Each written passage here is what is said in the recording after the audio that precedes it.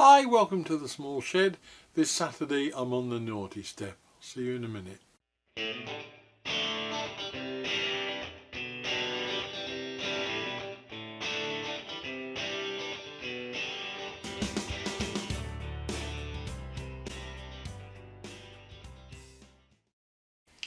Now, we were pretty nearly in a situation this week where I hadn't got any content for Saturday.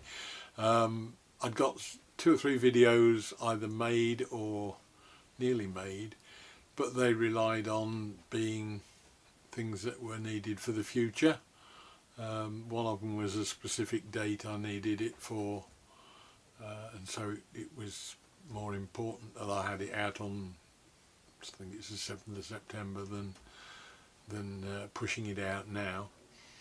And some of the other things like the bedroom, works and life's just got in the way, so I've had lots of other things going on, and so I hadn't got any content. So Monday I got raked in to do a session supervising at the Men in Sheds because one of the regular guys was off. Unfortunately, I took a colleague along who I give a lift to, and he brought along with him a small step that his wife had in her family for years. I think her mother or grandmother, I don't know which, was a school teacher, and they had a step on which the children would stand and hold on to a little handle that was at the front of it, to tell the class anything that they wanted to tell them when they had to go and stand up and read and things like that. But also it was used as a naughty step for them. If they'd done something wrong, they'd have to go and stand on it as well. And his granddaughter, I think, had been to visit over the weekend. Miraculously, and nobody quite knows how, one of the handles had got broken off, and worse still, it seems to have totally disappeared. So whether the child has either eaten it or thrown it away, I don't know.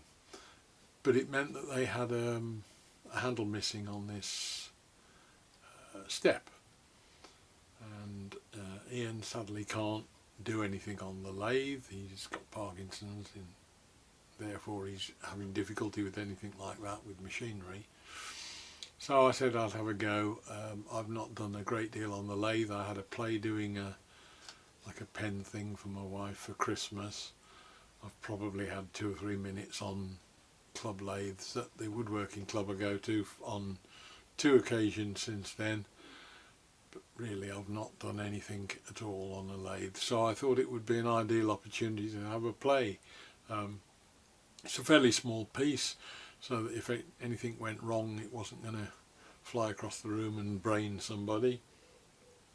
There are big sharp chisels at the Men in Sheds, all set up and ready to use.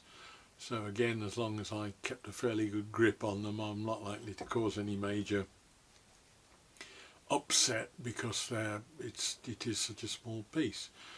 So let's have a look and see how I got on and see if it looks anything like. Here's the step in question. You can see the left hand side that there's just a spigot left and nothing for a handle to hold on to.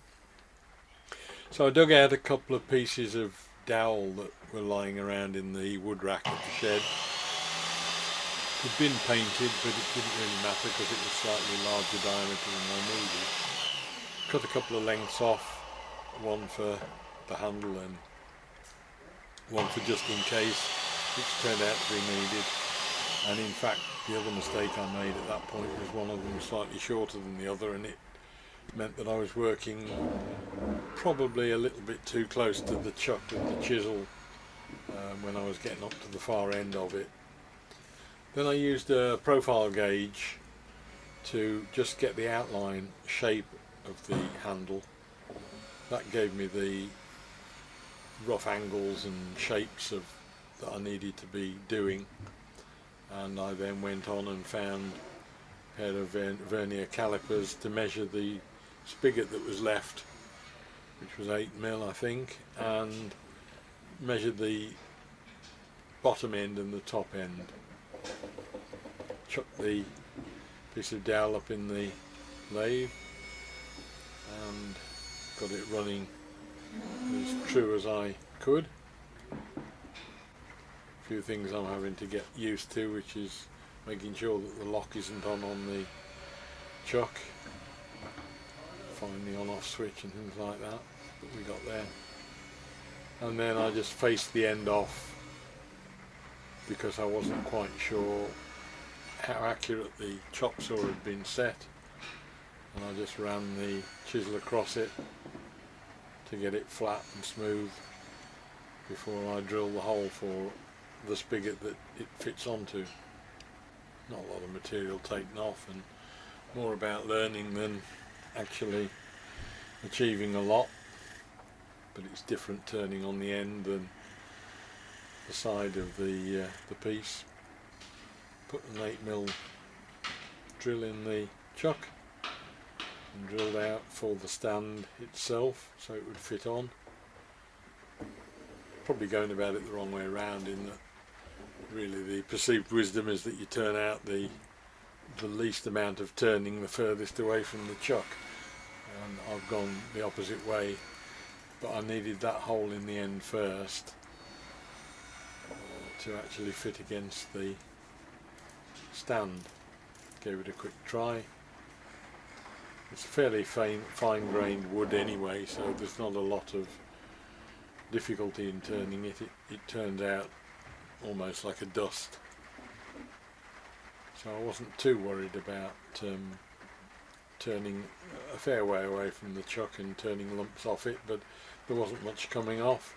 I haven't got a close-up, partly because the cameras weren't set up to go close in, which was a mistake, and partly because I didn't want anyone seeing how badly I am working at turning, which is a deliberate decision. I didn't want anyone to learn from my bad ways, but everybody seems to be saying to me that the best way to learn is to practice, so that was it. I was doing a lot of stopping and starting to make sure that the diameters of the timber at both ends were turned down to the right shape and right size, and then the profile could follow afterwards.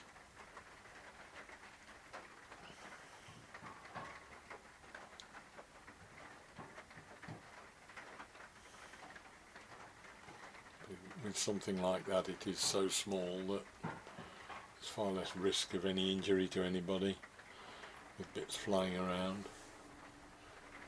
A bit of sanding on the, once I got the shape right, brought it down to 240 grit I think in the end, and gave it some sanding sealer just to get a decent finish on it. That left it very light in colour, but that was something that could soon be dealt with a bit of stain later on. More importantly at the time was to get it smooth and to the right shape more than anything else. Got the parting tool in to then get it turned off the end of the lathe. That end is slightly rounded as well, so there's a little bit of work going in as well to get that, and then it's just a matter of turning it down, and it's a game of chicken almost as to how far in I could go with the parting off tool. In the end I left it with a very thin amount left that I could just snap the piece off without any great difficulty and just sand a tiny bit left. It wasn't even worth getting a saw out to finish that off. Just smoothed it off with a bit of sandpaper and then went to go and try it on for size. Fortunately, not only did it fit, but it was about the right shape, if not just a little bit light in colour, as I said. But when I put it against the other one, it seemed to be near or thereabouts anyway. so it just needed a coat of something. I found some cuprinol stain that I'd used on things before, gave it a couple of coats of that. It dries very quickly, even quicker if you get a heat gun on it, and that soon brought it up to the same sort of finish as the rest of the stool. That's the good end, that's the original end on the right. Well, that's it, reasonably successful. It was the same size as the one that on the opposite side, so that was the first. As far as I'm concerned, a successful morning. I've enjoyed myself playing on the lathe. I've learnt a few things. If I'm honest, that wasn't the first one that I made. I got almost complete with one of them and then had a catch and it ripped the end off it. So I've learnt a lot, and I've got the feel of using the lathe on something that's not too vicious and frightening. So hopefully I'll be getting a bit more work done on the lathe in the future. In the meantime, I'll see you again, I hope, next week. Look forward to seeing you then. Bye.